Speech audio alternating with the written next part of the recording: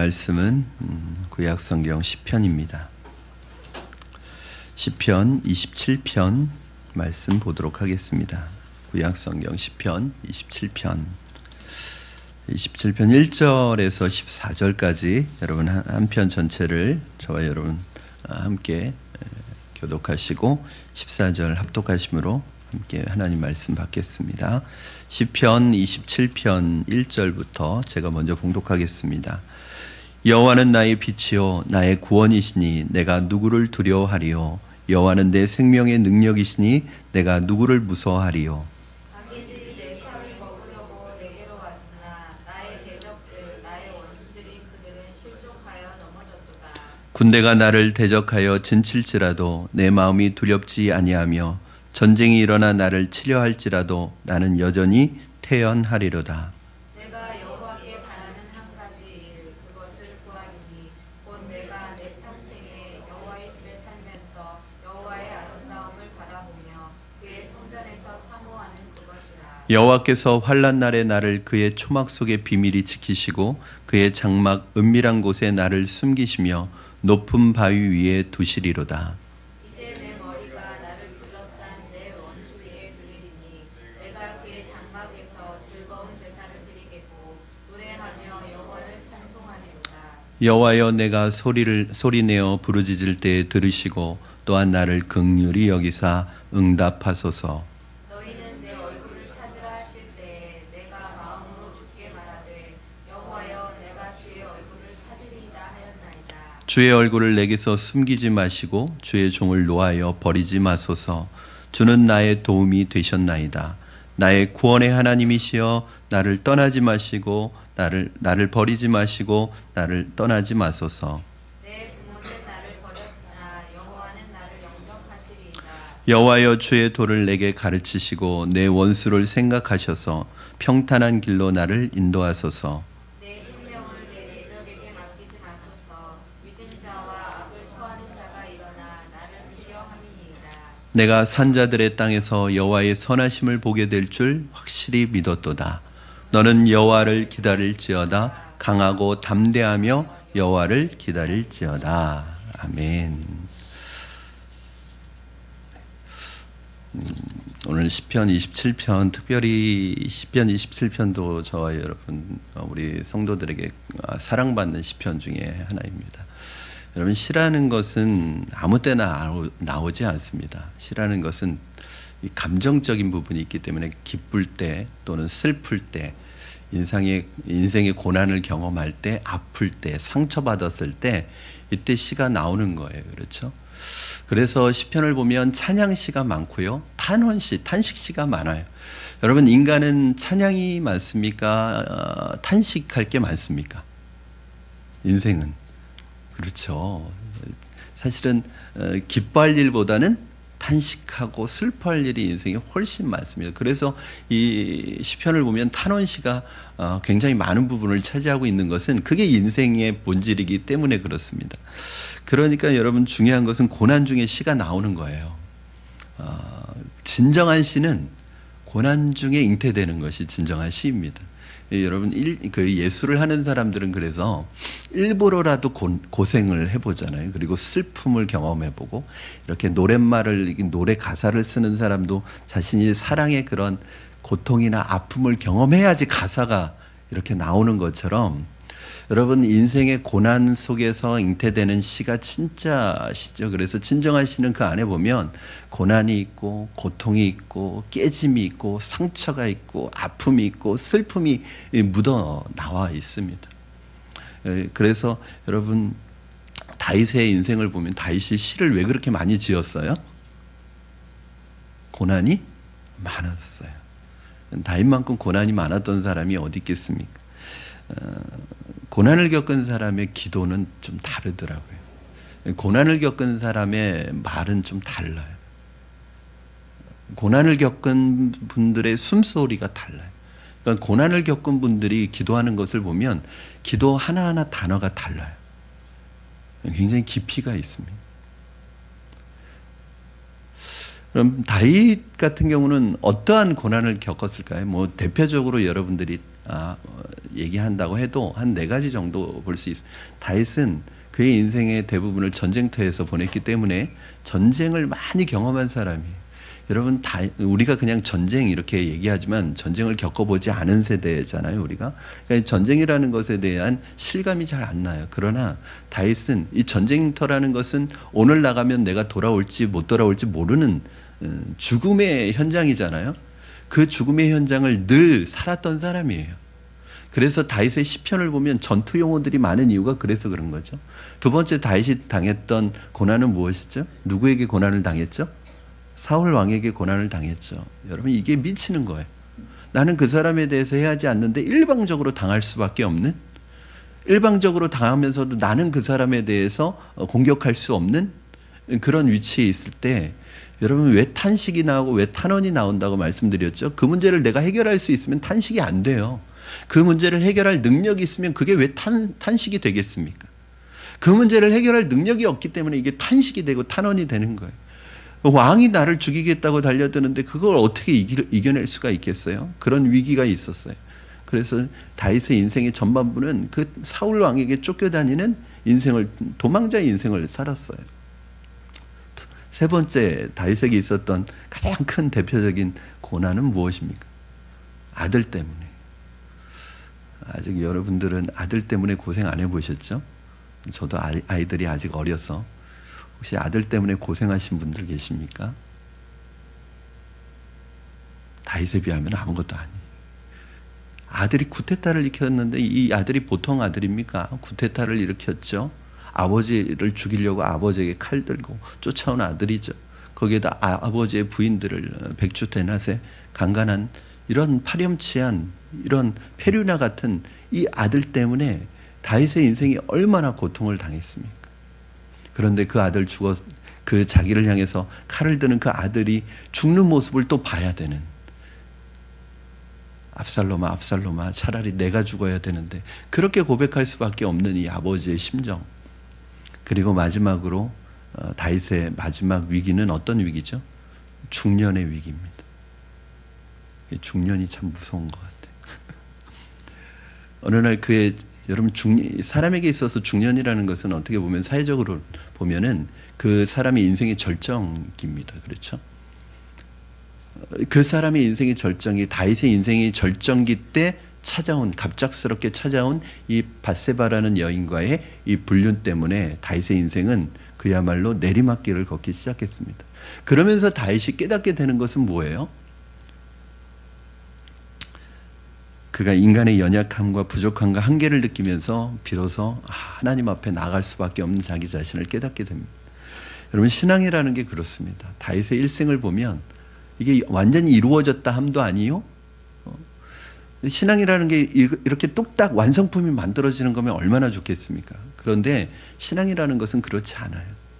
지금 된 것 같은데 어느 날 보면 또 넘어져 있고, 어느 날 이쪽 면을 보면 할렐루야인데 이쪽 면을 보면 죽을 것 같고, 어느 날은 천국을 경험하는데 어느 날은 바닥을 치고, 신앙이 늘 튼튼하면 좋고 늘 믿음으로 살면 좋은데 어느 날 너무너무 믿음 없는 내 모습을 보게 되는 이러한 이중성, 양면성을 여러분 경험하는 거, 이게 신앙 아닙니까? 저만 그런 것 같아요. 여러분, 우리의 신앙이 늘 창공을 향하여 비상하면 얼마나 좋겠어요. 근데 나중에는 우리의 신앙이 땅을 향해서 곤두박질 치는 것 같은 그런 느낌을 받을 때가 얼마나 많습니까? 여러분, 이것을 언제까지 해야 되느냐? 주님 나라 가는 그날까지 해야죠. 우리가 이미 구원을 받았고 지금도 구원을 이루어가고 있고 우리의 구원은 언젠가 완성될 거예요. 그러니까 여러분, 너무 자학하지 마세요. 너무 여러분을 학대하지 마세요. 용서하세요, 여러분을. 내가 이 정도밖에 안 되나? 여러분, 그게 내 진짜 모습이에요.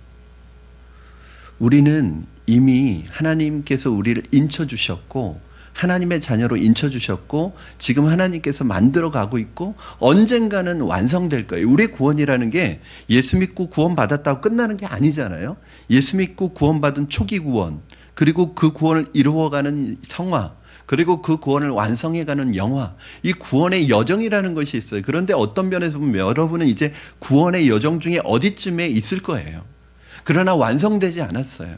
여러분의 구원은 언젠가 완성될 것이고 여러분의 모습은 언젠가 완성될 거예요. 그러니까 지금 포기하면 완성이 없어지는 거예요. 여러분, 지금 여러분 모습이 그렇다고 포기하시면 안 됩니다. 버리시면 안 됩니다. 나비가 애벌레로 있을 때 나비가 안 되었다고 버리면 안 돼요. 그 애벌레로 있는 게 굉장히 중요한 거예요. 누가 그 애벌레가, 이 벌레가 나비가 될 거라고 누가 생각하겠습니까? 그런데 포기하지 않고 끝까지 기다리면 언젠가 그 애벌레가 나비가 됩니다. 여러분, 빌립보서 1장 6절 말씀, 제가 사랑하는 말씀 중에 하나인데, 너희 속에 착한 일을 시작하신 이가 그리스도의 날까지 이루어 가실 것을 믿으시기 바랍니다. 여러분, 그래서 성격도 인격도 내 삶도 모든 것이 불완전하다는 것을 인정하시고 용서하시고 여러분 자신을 사랑하세요. 여러분, 이렇게 손을 얹어서 가슴에 대보세요. 그리고 이렇게 말해보세요. 너 괜찮아. 잘하고 있어. 너 지금 힘들지만 너 잘하고 있어. 괜찮아. 하나님께서 너를 언젠가 만들어 가실 거야. 이게 내 손이라고 생각하지 마시고 예수님이 손이라고 생각하시고 한번 해보세요. 너 괜찮아. 너 지금 잘하고 있어. 네, 여러분, 그래요. 우리가 우리 조금 잘하는 사람, 덜 잘하는 사람 얼마나 차이가 있겠습니까? 하나님 보실 때. 그렇죠? 그게 인간입니다. 넘어지면 또 일어나면 돼요. 또 일어나서 가면 되죠. 오늘 시편 통해서 몇 가지 메시지를 보겠습니다. 27편, 시편 27편 1절에서 3절 말씀, 오늘 3절씩 좀 끊어서 보도록 할게요. 1절에서 3절까지 먼저 보겠습니다. 시작. 여호와는 나의 빛이요 나의 구원이시니 내가 누구를 두려워하리요. 여호와는 내 생명의 능력이시니 내가 누구를 무서워하리요. 악인들이 내 살을 먹으려고 내게로 왔으나 나의 대적들, 나의 원수들인 그들은 실족하여 넘어졌도다.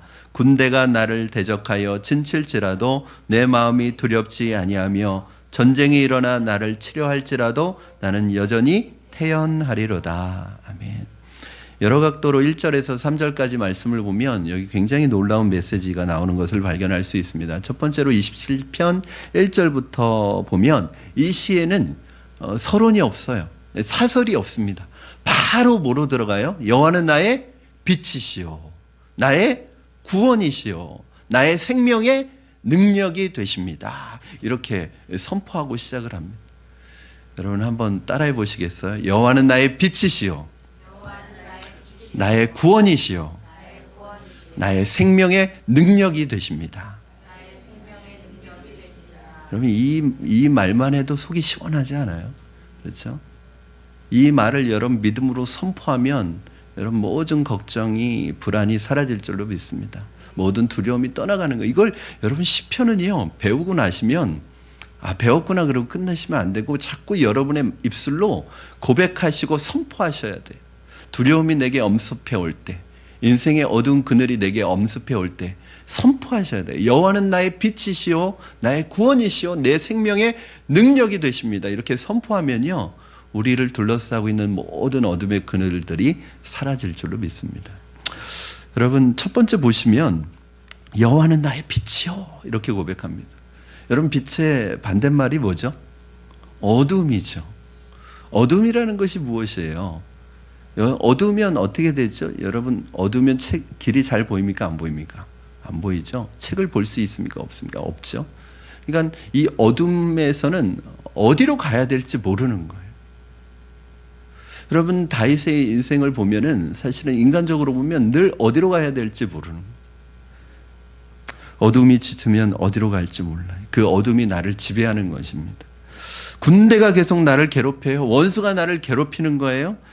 내가 오늘 살지 죽을지, 몇 시간 후에 살지 죽을지 몰라요. 인생의 어두운 그늘이 나를 향해서 날마다 다가와요. 여기에서 이 빛 대신 하나님을 못 만나면 그 어두움의 지배를 받는 거예요. 어두움의 지배를 받는데 기쁨이 있겠어요? 그러니까 어두움의 지배를 받는 분들은 얼굴에 어두움이 딱 나타나요. 그늘이, 어두운 그늘이 얼굴에 가득해요. 이게 왜냐하면 어두움이 그분을 지배하고 있기 때문에 그래요. 어둠이 나를 지배하고 있을 때 여호와는 나의 뭐가 되세요? 빛이 되십니다. 빛이 오면 어떻게 될까요? 어둠이 사라집니다. 빛이 오면 내가 어디로 가야 될지 알게 됩니다. 그래서 뭐라고 그러세요? 여호와 주의 말씀은 내 발에 등이요 내 길에 빛입니다. 여러분, 인생은 지뢰밭이라고 누가 그러더라고요. 그러니까 한 발 한 발 지뢰밭을 가고 있는 거예요. 여러분, 이 지뢰밭을, 이게 지뢰가 어디에 묻혀 있는지 모르는데 그냥 한 발 한 발 내딛는 거예요. 얼마나 불안하겠어요? 얼마나 두렵겠어요? 얼마나 무섭겠어요? 그게 인생이래요. 여러분, 한 발 한 발 내딛는 게, 하루하루 사는 게 불안하고 두렵고 걱정스러우십니까? 여러분, 근데 그 지뢰밭에 지뢰가 여기 묻혀 있다는 안내 표지판이 있고 안전한 길을 표시해주고 있으면 하나도 겁낼 게 없죠. 그냥 그 길을 피해서 가면 되니까. 하나님이 그런 분이십니다. 여러분, 하나님의 말씀이 여러분의 인생을 어떻게 살아가야 될지, 여러분의 인생을 밝게 보여줘서 빛 가운데 살아가게 하신다는 거예요. 이게 빛이에요. 오늘 여러분 안에, 여러분 얼굴에, 여러분 가정에, 여러분의 삶에 드리워진 모든 어둠의 그늘이 빛 대신 예수 그리스도, 빛 대신 우리 주님으로 인하여 다 사라지기를 주님의 이름으로 축원합니다. 어둡지 않습니다. 두 번째는 여호와는 나의 구원이시요. 어디로부터의 구원이에요? 여러 가지가 있을 거예요. 전쟁으로부터의 구원, 질병으로부터의 구원, 아픔과 고통으로부터의 구원, 여러 가지 배고픈 거, 그런 배고픔으로부터의 구원, 여러 가지가 있겠지만 사실은 이것뿐만 아니라 진정한 하나님의 구원의 역사는 어디로부터의 구원이에요? 궁극적으로는 죄로부터의 구원입니다. 그럼 이 죄라는 것은 사망이에요. 그렇죠? 죄로부터 우리를 구원해 줄 수 있는 건 이 세상에 아무것도 없습니다. 마치 이 죄라는 게 왜 무서워요? 제가 늘 말씀드리지만 우리가 죄를 두려워해야 된다고 말하는데 왜 죄가 왜 무서운 거예요? 이거 사망하고 직결이 되고요. 이 죄라는 것은 마치 치료제가 없는 바이러스하고 똑같은 거예요. 여러분, 이렇게 전염병이 돌 때 우리가 되게 불안할 때가 언제죠? 전염병이 돌아도 그 전염병에 대한 치료제가 있으면 별로 두려워할 게 없어요. 그렇죠? 그런데 전염병이 돌고 있는데, 그리고 한 사람 한 사람 전염됐는데 문제는 그 치료제가 없으면 이거는 정말 불안한 거예요. 두려운 거예요. 이 죄라는 녀석이 그렇단 말이에요. 그런데 예수 그리스도께서 저와 여러분의 이 근본적인 죄로부터의, 두려움으로부터의 우리를 해방시키시고 죄로부터 벗어나게 해주셨다는 거예요. 사랑하는 여러분, 더 이상 죄에 사로잡혀 계시지 마시고 죄로부터 구원하시는 하나님을 신뢰하시기를 바랍니다. 세 번째는 내 생명의 능력이 되십니다.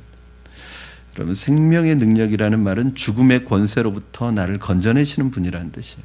그럼 이거를 날마다 선포하세요. 한 10번 정도 그냥 하루에 불안하고 두려우면 10번 정도 그냥 묵상하시고 선포하세요. 여호와는 나의 빛이요 나의 구원이시요 내 생명의 능력이 되시니 내가 누구를 두려워하리요 내가 누구를 무서워하리요. 전쟁이 일어나 원수가 나를 향해 둘러 진칠지라도 내가 오히려 태어나리로다, 안연하리로다, 안심하리로다. 이런 고백이 여러분에게 있기를 바랍니다. 자, 1, 2, 3절에서 또 보면 굉장히 재미있는 표현들이 나오는데 1절에 보면 내가 누구를 두려워하리요 이런 표현이 있고요.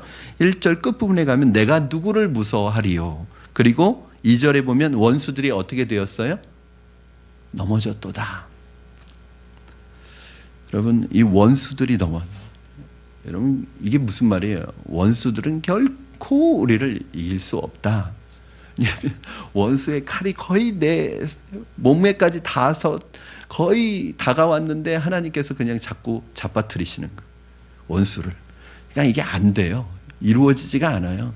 여러분, 이 악인들의 꾀는 결국 이루어질 수가 없어요. 그리고 악인들의 꾀는 자기의 꾀에 넘어가게 돼 있습니다.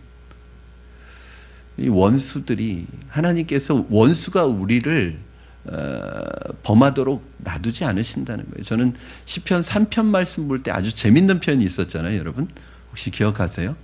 하나님이 너희 원수를 너희의 원수의 뺨을 치시고 이를 꺾으셨도다. 할렐루야.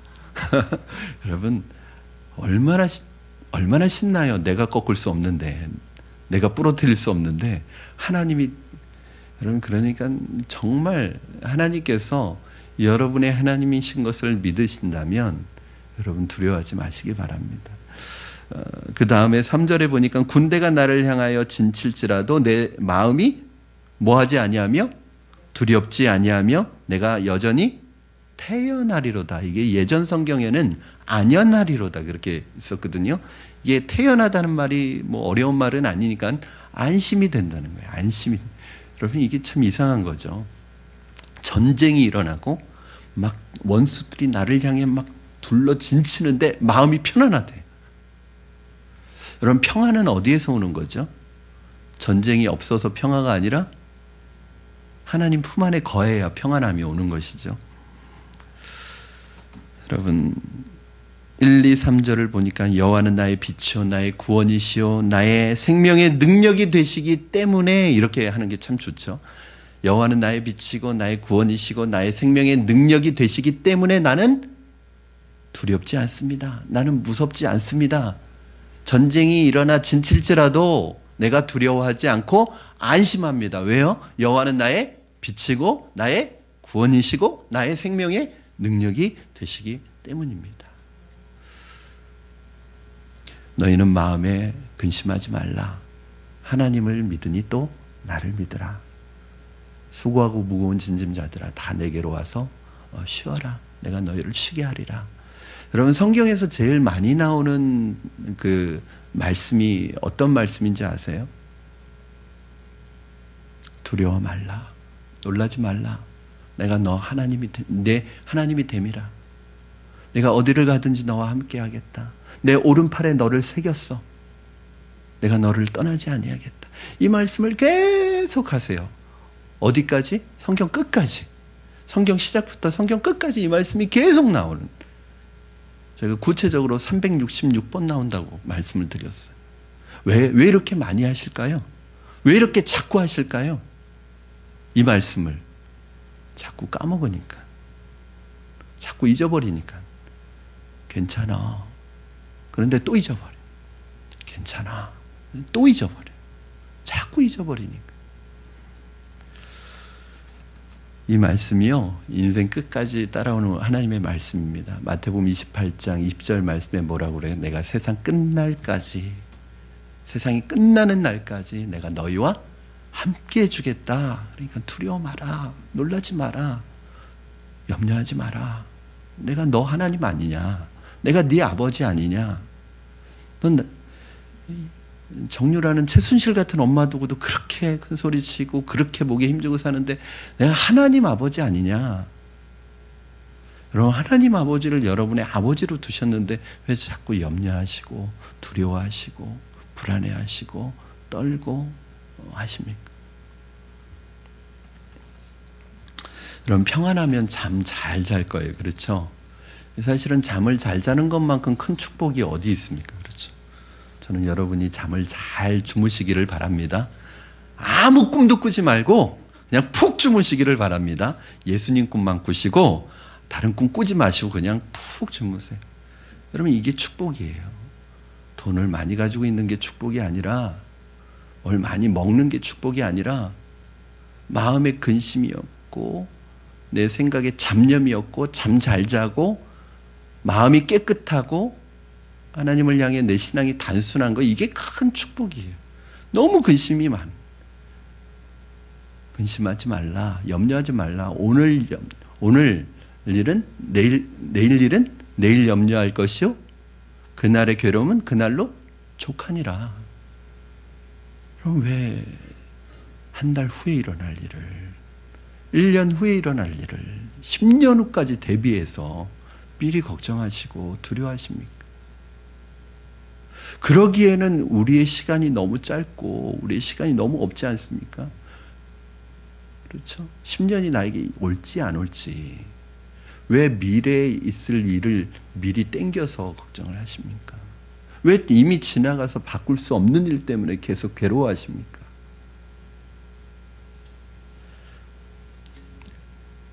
태연하리로다라는 말이 바로 안심하라.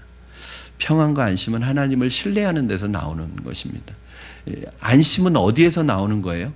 상황이, 환경이 잘 풀려서 안심, 평안한 게 아니죠. 어떤 분은 상황이 잘 풀려요. 하는 일이 잘 돼. 근데 마음이 불안해. 일이 잘 되는데 불안해. 요즘에 내가 걱정이 없어서 불안해. 이제는 별게 다 불안한 거야. 걱정을 하다가 이젠 걱정이 없는 게 불안해. 왜 걱정이 요즘에 아무 일도 안 일어나지?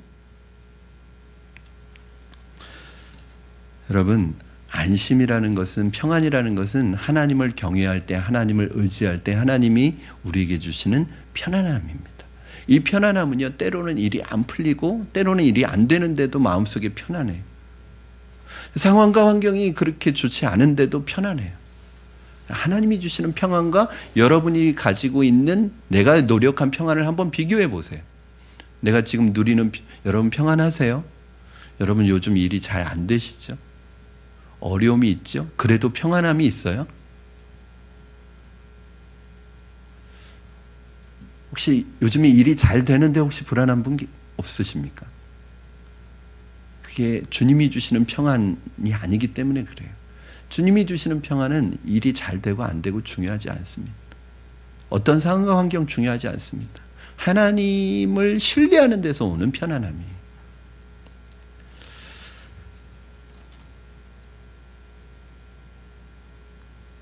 전쟁은 누구에게 속한 것이기 때문에, 하나님께 속한 것이기 때문에 전쟁이 일어나면 무기가 이기는 것이 아니라 하나님이 이기시는 것입니다.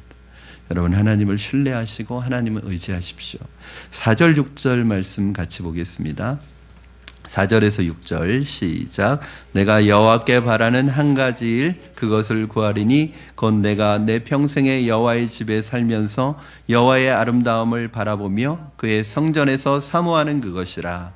여호와께서 환난 날에 나를 그의 초막 속에 비밀히 지키시고 그의 장막 은밀한 곳에 나를 숨기시며 높은 바위 위에 두시리로다. 이제 내 머리가 나를 둘러싼 내 원수 위에 들리리니 내가 그의 장막에서 즐거운 제사를 드리겠고 노래하며 여호와를 찬송하리로다. 아멘.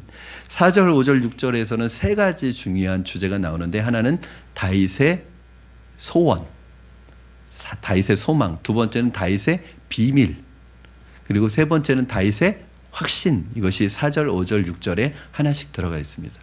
첫 번째는 여러분 보시면 다윗의 소원이 뭘까요? 소망이 무엇일까요? 4절에 보니까 내가 여호와께 바라는 한 가지 일이 있대요. 그것이 무엇이에요?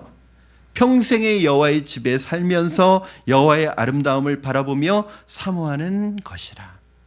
여러분, 이것이 인생의 진정한 행복입니다. 하나님의 아름다움을 경험하는 것, 하나님의 선하심, 하나님의 은혜, 하나님의 자비, 하나님의 돌보심, 하나님의 인도하심을 경험하는 것, 이것이 인생의 진정한 행복이고, 우리가 보통 하나님을 경험한다고 할 때 이런 것들을 경험하는 것이 하나님을 경험하는 거예요. 여러분 하나님의 아름다움을 어디서 경험할까요? 여호와의 집에서. 여호와의 집에서 하나님의 아름다움을 경험하는 것이 내 소원입니다. 그 무슨 말이에요? 주님의 집에 가서 찬송 좀 하고 싶어요. 주님의 집에 가서 예배를 마음껏 좀 드리고 싶어요. 지금 다윗은 3절 말씀에 보니까 어떤 상황이에요? 지금 위기에 있어요. 전쟁 중에 있어요. 전쟁 속에서 아직 싸움이 끝나지 않았어요. 그 전쟁을 하면서 그 위기 속에 그 날마다 싸워가는 그 힘든 고난의 시간 속에서 이 다윗의 마음속에 뭐가 가득한 거예요? 내가 빨리 이 전쟁 끝내고 이 전쟁 이기고 이 위기를 넘기고 하나님의 집에 가서 마음껏 주님을 찬송하고 마음껏 주님 예배하고 싶은 거예요. 인생의 싸움에서 막 힘들게 살아가는 성도들에게 바로 이 마음이 있잖아요. 어떤 분 그러시더라고요. 목사님, 제가 요즘에는 예배 시간만 기다려요. 너무 현실의 삶이 힘드니까 빨리 조금이라도 시간이 있으면 교회 가서 기도하고 싶고 조금이라도 시간이 있으면 주님 예배 하나님 앞에 예배 드리고 싶다는 거예요. 왜냐하면 세상에서 위로를 못 얻으니까. 세상 일에서 내가 위로를 못 얻으니까 너무 힘드니까 예배 드릴 때 근데 하나님이 나를 위로하시고 찬송할 때 하나님이 나를 위로하시는 거예요. 그러니까 막 예배 드리는 시간이 기다려진다는 거예요. 여러분 예배 시간이 기다려지십니까? 아멘. 세상이 재미있는 분들은 예배 시간이 별로 안 기다려지죠.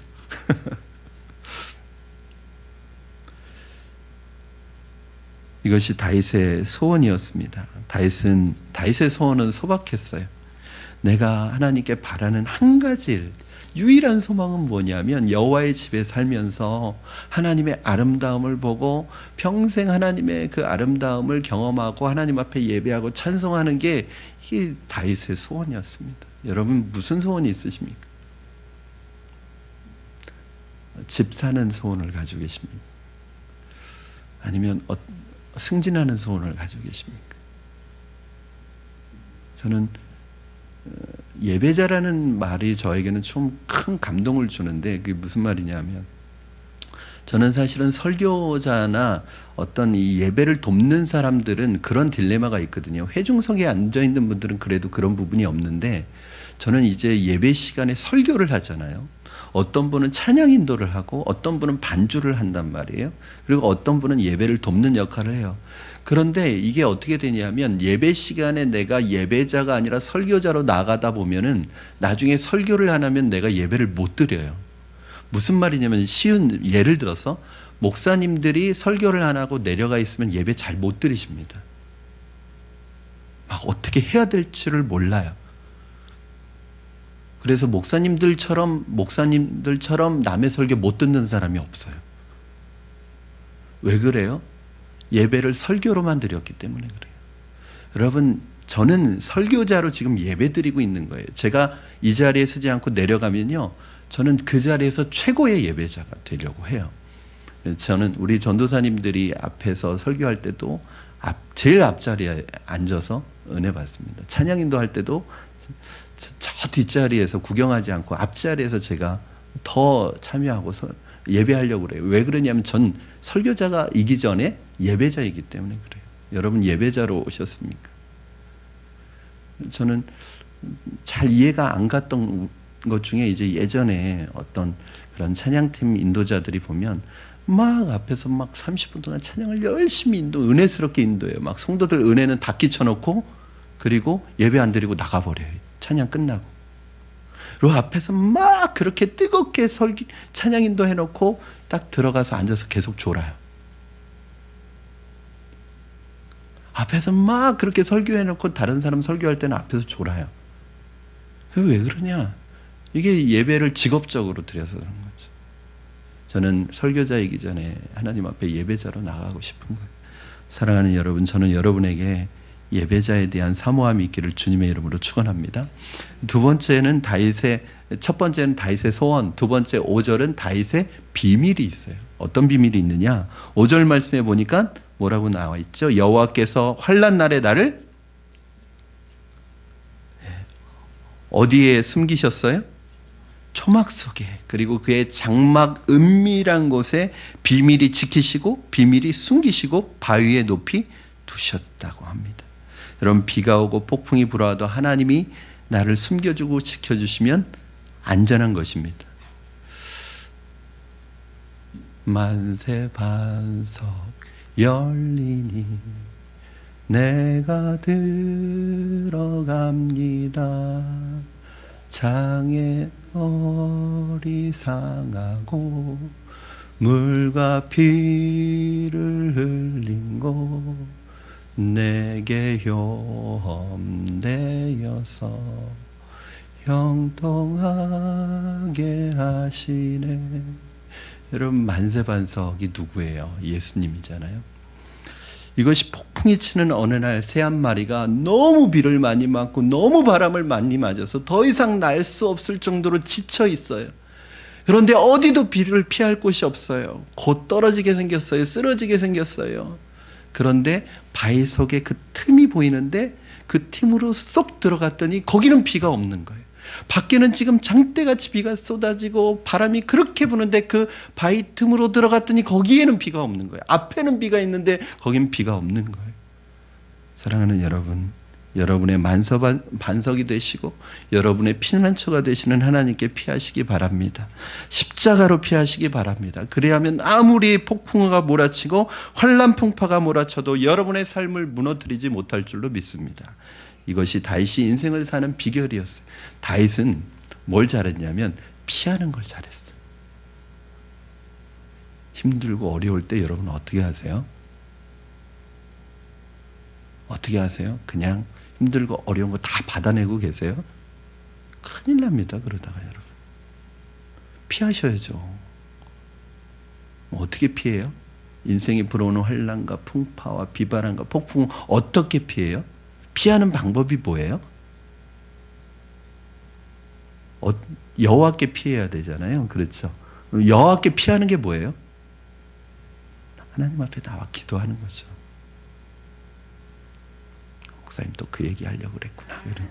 아니 그게 맞아요. 여러분 기도가 피하는 거라는 걸 여러분 해보시면 알아요. 아무리 힘들고 어렵고 고통스러워도 그 눈물 가지고 기도에 무릎을 꿇으면 그냥 편안함을 주세요. 하나님이. 그거 주의 초막에 주의 장막에 은밀히 지키시고 숨기신다는 게 뭐예요? 장막이 뭐예요? 초막이 뭐예요? 이게 성막이잖아요. 성막. 그렇죠? 그곳에 와서 다윗은 기도하는 거예요. 하나님 앞에. 세 번째, 다윗의 확신은 무엇입니까? 6절에 보니까 이제 내 머리가 나를 둘러싼 내 원수 위에 들리리니. 할렐루야. 여러분, 머리는 누가 들어요? 죄수는 머리를 들 수 있나요? 없죠. 전쟁에서 진 사람이 머리를 들 수 있나요? 없죠. 그런데 하나님이 우리의 머리를 들어주신대. 이게 무슨 뜻이죠? 원수가 둘러싸여 있는데 하나님이 내 머리를 들어주신대. 죄수이면 진 사람이면 머리를 들 수 없잖아요. 내 머리를 들어주신다는 건 뭐예요? 하나님이 나에게 승리를 주신다는 거죠. 시편 23편에 이 말과 비슷한 말이 있죠. 내 원수의 목전에서 내게 상을 베푸시고 원수가 둘러싸여 있는 데서 내 머리를 드시고. 여러분, 그러므로 아무리 주변에서 여러분 주위에서 원수가 여러분을 향해서 공격한다 할지라도 여러분의 머리를 드시고 여러분에게 상을 베푸시는 그 하나님으로 인하여 승리를 선포하시기를 주님의 이름으로 축원합니다. 여러분, 이게 여러분 세상 속에서 그래서 기죽지 마세요. 위축되지 마세요. 세상의 모든 원수들이 여러분들을 향하여 진친다 할지라도 하나님께서 여러분의 머리를 들게 하실 줄로 믿습니다. 저는 이런 구절들이 시편의 이 단어는 너무 좋아요. 그냥 생각만 해도 하나님이 내 머리를 들어주신. 여러분, 뭐 잘못하고 뭐가 저기 하면 고개가 숙여지잖아요. 머리를 못 들잖아요. 네, 하나님이 우리의 머리를 들어주신다. 7절에서 12절 말씀 보겠습니다. 우리 같이 읽겠습니다. 시작. 여호와여, 내가 소리내어 부르짖을 때에 들으시고 또한 나를 긍휼히 여기사 응답하소서. 너희는 내 얼굴을 찾으라 하실 때에 내가 마음으로 주께 말하되 여호와여, 내가 주의 얼굴을 찾으리이다 하였나이다. 주의 얼굴을 내게서 숨기지 마시고 주의 종을 노하여 버리지 마소서. 주는 나의 도움이 되셨나이다. 나의 구원의 하나님이시여, 나를 버리지 마시고 떠나지 마소서. 내 부모는 나를 버렸으나 여호와는 나를 영접하시리이다. 여호와여, 주의 도를 내게 가르치시고 내 원수를 생각하셔서 평탄한 길로 나를 인도하소서. 내 생명을 내 대적에게 맡기지 마소서.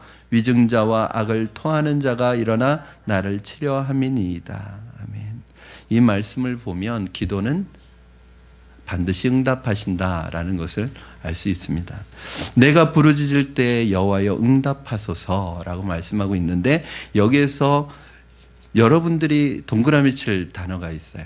긍휼이라는 단어에 동그라미를 치셔야 합니다. 표시를 하셔야 됩니다. 왜냐? 하나님이 왜 내 기도를 응답하실까요? 나를 긍휼히 여기시기 때문에, 나를 불쌍히 여기셔서 응답하시는 거예요. 내가 똑똑해서? 내가 잘나서, 내가 의로워서 응답하시는 게 아니라 하나님이 우리를 불쌍히 여기셔서 응답하시는 거예요. 그러므로 하나님 앞에 나아가는 자는 다 이런 모습으로, 이런 태도로 나가야 합니다. 그래서 우리가 하나님 앞에 나가서 먼저 구해야 될 기도가 뭐예요? 하나님 나를 불쌍히 여겨주시옵소서. 하나님 나를 긍휼히 여겨주시옵소서. 내 처지를 불쌍히 여겨주시옵소서. 내 환경을 불쌍히 여겨주시옵소서. 하나님 내 남편을 긍휼히 여겨주시옵소서. 하나님 고통 가운데 있는 내 아내를 불쌍히 여겨주시옵소서. 고통 가운데 있는 누구누구를 하나님 긍휼히 여겨주시옵소서. 여러분, 하나님이 불쌍히 여기시면 끝이에요. 하나님이 긍휼히 여기시고 하나님이 불쌍히 여기시기 시작하면 그 문제는 해결이 됩니다. 문제는 하나님이 긍휼하게 여기지 않으시면 어떻게 되죠? 여러분, 요즘에 우리 새벽에 호세아서 말씀 묵상하고 있는데 하나님이 뭐라고 그러시죠? 내가 긍휼히 여기지 않을 것이다. 루하마. 여러분, 이거는 심판이죠. 그렇죠? 하나님의 긍휼 없이 우리가 살 수 있어요? 하나님의 긍휼 없이 하루라도 살 수 있어요? 하나님이 긍휼을 거두시고 우리를 긍휼히 여기시지 않으시면 끝이죠. 끝. 심판이에요. 심판. 그런데 하나님은 우리를 긍휼히 여기시기를 원하십니다. 이게 굉장히 중요한 기도예요. 제가 전에도 한번 가르쳐 드렸던 기도 중에 예수 기도라는 우리 믿음의 선배들이 했던 아주 짤막한 기도가 있는데, 이 기도는 그냥 한 문장이에요. 주 예수여 나를 불쌍히 여기소서. 이게 기도예요. 저는 이 기도 많이 사용합니다. 하나님 저를 불쌍히 여겨주시옵소서. 하나님 우리 가정을 불쌍히 여겨주시옵소서. 여러분, 나의 구원 되시고 나의 빛이시고 나의 생명의 능력이 되시기 때문에 나의 다윗의 소원과 다윗의 비밀과 다윗의 확신 속에서 기도가 응답될 것을 믿고 의지하는 것입니다. 아직 다윗의 상황은 원수들에게 둘러싸여 있고 전쟁이라는 극한 위기 가운데 놓여 있을지라도 하나님께서 나의 기도를 응답하시고 모든 환난으로부터 나를 구해 주실 것에 대한 믿음이 이미 온 거예요. 아직 상황은 전쟁 중이고 아직 위기는 가지고 있지만 그 기도 속에서 하나님이 나의 기도를 들어주셨다는 응답이 이미 다윗에게 온 거예요. 하나님은 나를 숨겨주실 것입니다. 하나님은 나를 이기게 해주실 것입니다. 그런데 여러분, 이것이 믿음과 현실의 차이예요. 여러분, 믿음과 현실의 차이를 줄이는 것, 아직 현실이 아니에요. 여러분, 믿음으로는 내가 병이 나았어요, 안 나았어요? 기도하면 믿음으로는 나았어요. 그러나 현실로는 병이 나았어요, 안 나았어요? 안 나았어요. 아직 아파요. 열이 아직 내리지 않아요. 그런데 믿음으로는 이미 우린 나았어요. 근데 현실은 오지 않았어요. 스트레스 받아요, 안 받아요? 안 받아요. 여러분, 그 현실과 믿음의 이 두 간격을 줄이는 게 뭔지 아세요? 기도예요, 기도. 그래서 이 기도가 없으면 스트레스 받는 거예요. 저는 여러분의 정신 건강을 위해서라도 기도에 힘쓰시기를 주님의 이름으로 부탁을 드립니다. 여러분, 어떤 문제에 대해서 고민 많이 한다고 해결되는 거 아니에요. 그러니까 예수님이 뭐라고 그러세요? 너희가 염려한다고 내 키를 한 자나 더 할 수 있겠느냐? 여러분, 걱정한다고 키가 자라는 거 보셨어요? 여러분이 걱정해서 문제가 해결된 거 있으면 나와보라고 그래요. 여러분, 그때 그 문제를 가지고 믿음으로 하나님 앞에 나가서 기도하면 그 믿음이 현실로 다가오는 것, 이게 기도의 능력이라고 하지 않습니까? 예수님 뭐라고 그러세요? 너희가 무엇이든지 땅에서 매면 하늘에서 매일 것이요 땅에서 풀면 하늘에서도 풀리리라. 너희가 무엇이든지 땅에서 구하면 하늘에서 듣고 내가 하늘문을 열어서 너에게 응답하리라고 말씀하고 계시지 않습니까? 우리는 너무 중요한 능력을 가지고 있는 거예요. 그런데 문제는 안 써.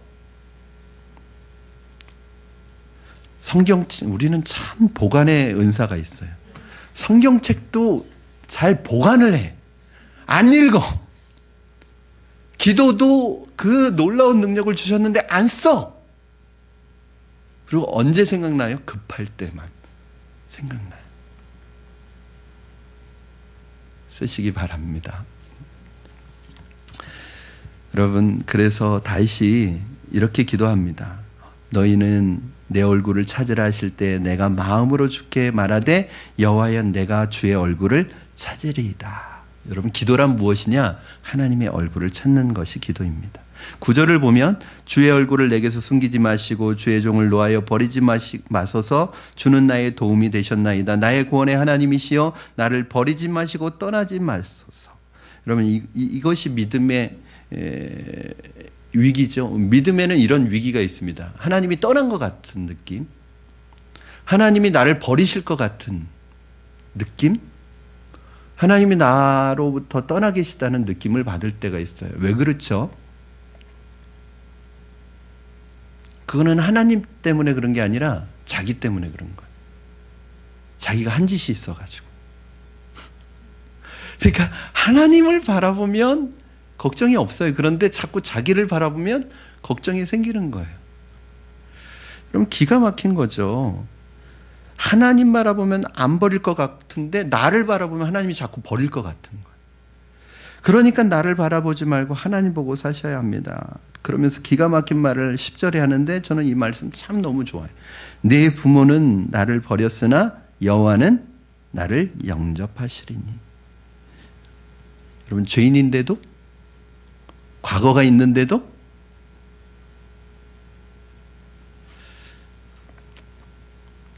그래도 하나님 버리지 않으신다는 거예요. 여러분, 안심하세요. 하나님이 여러분 버리지 않습니다. 여러분 떠나지 않습니다. 그러니까 자꾸 나를 바라보지 말고 하나님 바라보세요. 여러분, 불안하고 두려운 마음 드시면 하루에 아까도 말씀드렸듯이 10번씩 이거 암송하시고 읽으시고 선포하시기 바랍니다. 이제 결론입니다. 13절 14절 우리 같이 읽겠습니다. 시작. 내가 산자들의 땅에서 여호와의 선하심을 보게 될 줄 확실히 믿었도다. 너는 여호와를 기다릴지어다. 강하고 담대하며 여호와를 기다릴지어다. 이 결론입니다. 내가 산자들의 땅에서 여호와의 선하심을, 이건 다른 말로 하면 은혜를 보게 될 줄로 확실히 믿었도다. 믿음입니다. 그리고 강하고 담대하며 여호와를 바랄지어다. 이건 뭐냐면 소망입니다. 강렬한 소망입니다. 이것이 여러분의 미래를 결정할 것입니다. 여러분의 환경이나 상황이 여러분의 미래를 결정하는 게 아니라 바로 여러분의 믿음과 여러분의 강력한 소망이 여러분의 미래를 결정할 줄로 믿습니다. 그러므로 여러분, 자신을 생각하면 비참해져요. 하나님을 생각하면 영광스럽습니다. 세상을 생각하면 절망합니다. 그러나 성경으로 돌아가면 거기에 소망이 있습니다. 여러분, 중심의 삶으로부터 떠나십시오. 나 중심에서 하나님의 삶으로 바꾸시기 바랍니다. 그러면 여러분, 가장 중요한 게 뭐냐면 예수님께서 수고하고 무거운 짐진 자들아 다 내게로 오라 내가 너희를 쉬게 하리라고 말씀하셨어요. 그건 뭐냐면 너희가 너희 인생의 문제를 나에게 맡기라는 거죠. 그 다른 말로 하면 너 중심에서 하나님 중심으로 바꾸라는 거예요. 즉 예수 그리스도를 믿는다는 것은 뭐예요? 나 중심에서 하나님 중심으로 내 삶을 바꾸는 거예요. 그러면 하나님이 우리의 삶의 중심이 되시면 고민할 게 없습니다. 왜 이렇게 우리가 고민이 많고 갈등이 많고 염려가 많고 걱정이 많아요? 내 삶의 중심이 누구기 때문에? 나이기 때문에 그런 거죠. 이게 문제예요. 모든 고민은 어디에서부터 온다? 나. 내가 없으면 고민도 없습니다. 내가 없으면 갈등도 없습니다. 예수님께서 뭐라고 말씀하시죠? 누구든지 나를 따라오려거든 뭘 하고? 자기 자신을 부인하고 자기 십자가를 지고 나를 쫓을 것이요. 내가 그리스도와 함께 십자가에 못 박혔나니 이제는 내가 사는 것이 아니요 오직 내 안에 누가 살아요? 정말 그래요? 네. 안 살더라고요. 그러니까 내 안에 누가 살게 해야 되냐면 예수 그리스도께서 살게 해야 돼요. 잘 안 될 거예요. 안 되면 또 하는 거예요. 예수님이 내 인생의 주님이 되시고 주인이 되시면 고민이 없어집니다. 근심이 없어집니다. 물론 약간 고민할 수는 있어요. 약간 근심할 수는 있어요. 그러나 근심과 불안과 두려움에 사로잡히지는 않아요. 왜 그러면 내가 그러느냐? 아직도 내가 있기 때문에, 내 중심이 자꾸 하나님 보지 않고 나를 보기 때문이고 하늘을 보지 않고 땅을 보기 때문에 그래요. 사랑하는 여러분, 저는 여러분이 주님 바라보기를 주님의 이름으로 축원합니다. 강하고 담대하게 여호와 하나님을 바라고 기다릴지어다. 여러분, 이것이 바로 우리의 믿음입니다. 우리 이 시간에 찬송 한 곡 하고 우리 기도하고 마무리하도록 하겠습니다. 우리 아무것도 두려워하지 말라 이 찬양 부르실 때 하나님 모든 염려와 두려움 주님 앞에 다 내려놓습니다. 하나님, 나의 산성, 나의 피난처가 되시는 주님께 내 모든 문제를 내려놓게 하여 주시옵소서.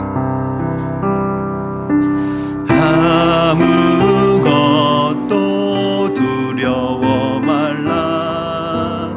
주 나의 하나님이 지켜주시네. 놀라지 마라. 겁내지 마라. 주님 나를 지켜주시. 우리 다시 한번 고백합니다. 아무것도 두려워 말라. 주 나의 하나님이 지켜주시네. 놀라지 마라. 놀라지 마라. 겁내지 마라. 주님 나를 지켜주시. 세상의 험한 풍파,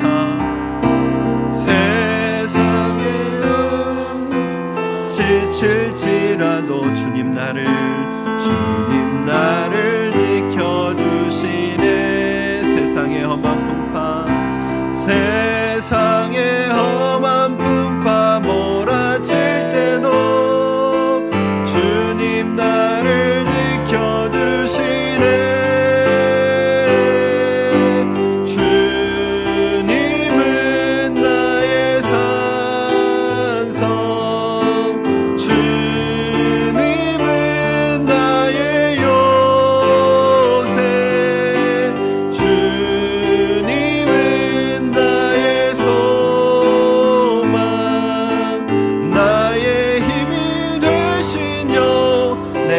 힘에 겨워 지칠지라도 내 맘이 힘에 겨워 지칠지라도 주님 나를 지켜주시네.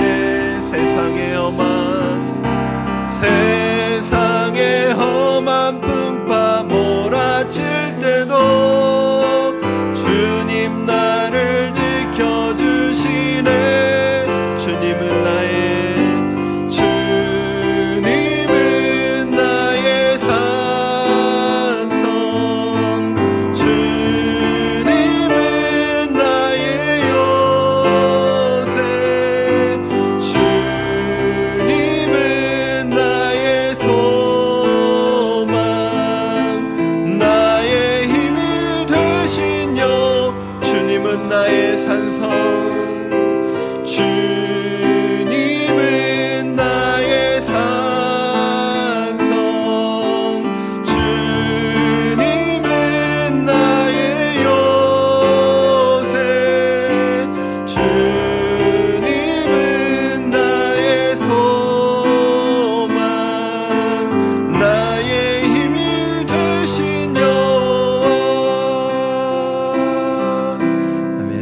말씀 붙들고 우리 간절한 마음으로 기도하실 때 하나님, 나의 모든 연약함과 상황과 환경 속에서 느끼는 모든 두려움과 불안과 모든 어둠이 오늘 빛 되시고 우리의 구원 되시고 생명의 능력 되신 그 주님을 고백할 때 하나님 모두 사라지게 하여 주시옵소서.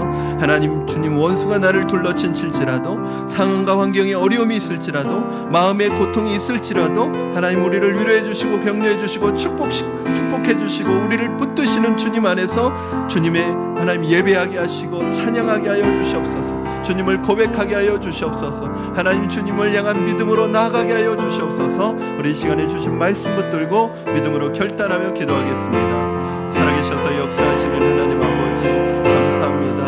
오늘 하나님 우리의 연약함을 주님 앞에 고백합니다. 인정합니다. 솔직하게 주님 앞에 자백합니다. 하나님 우리의 힘이 되시고 우리의 능력이 되시고 우리의 빛이 되시고 구원이 되신 하나님, 우리를 붙들어 주시옵소서. 전쟁이 일어나 나를 향해 둘러 진친다 할지라도 하나님 주님 안에서 평안함을 누리게 하여 주시고, 어떠한 상황과 환경 속에서 두려움이 나를 향하여 엄습한다 할지라도 주 안에서 주님이 주시는 참 평안을 누리는 우리가 되게 하여 주시옵소서. 모든 어둠의 그늘은 빛 대신 주님 안에서 떠나가게 하여 주시고, 모든 사망의 그늘은 나의 구원 되시고 생명의 능력 되시는 주님 안에서 사라지게 하여 주시옵소서. 나를 바라보지 않게 하시고 하나님만 바라보고 믿음으로 나아가는 우리가 되어줄 수 있도록 주님 축복하여 주시고 역사하여 주시옵소서. 아멘. 주님, 하나님 아버지, 사랑하는 종들을 축복해 주시고 오늘 시편 27편에 나오는 믿음이 우리의 고백이 되게 하시고 우리의 간증이 되게 하여 주시옵소서. 주님, 원수가 나를 둘러 진칠지라도, 상황과 환경에 어려움이 있을지라도, 마음에 고통이 있을지라도 우리를 위로해 주시고 격려해 주시고 축복해 주시고 변화시켜 주시고 아버지 하나님의 성산에서 뛸 수 있게 도와주시고 하나님께서 친히 피할 바위가 되어 주시고 피난처가 되어 주시고 하나님 아버지의 응답의 역사를 경험하게 하여 주시옵소서. 하나님, 주님만 바라보고 잠잠히 참고 기다리며 강하고 담대하게 믿음으로 나아가는 우리가 되어지게 하여 주시옵소서. 감사하며 예수님의 이름으로 기도드리옵나이다. 아멘.